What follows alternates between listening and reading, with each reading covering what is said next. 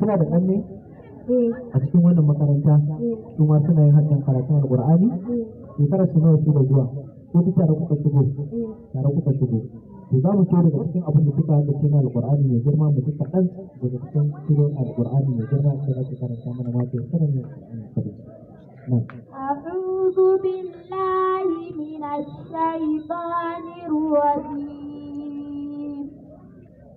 بسم الله الرحمن الرحيم وأغطش ليلها وأخرج ضحاها والأرض بعد ذلك دحاها أخرج منها ماءها ومرعاها والجبال أرساها متاعا لكم ولأنعامكم فإذا جاءت الطامة الكبرى يوم يتذكر الإنسان ما سعى وبرزت الجحيم لمن يرى وأما من طغى وآثر الحياة الدنيا. Masha Allah karatu kenan daga ɗalibanmu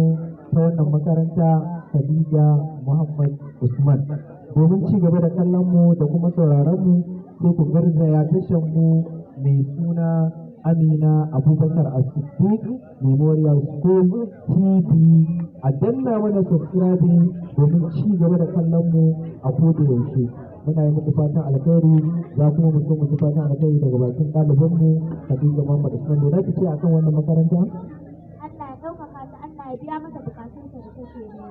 Amin ya Allah. To bangaren malaman da suke karanta da ke Alƙur'ani fa me zaki ce musu? Allah ya saka musu da alheri. Na gode da abu.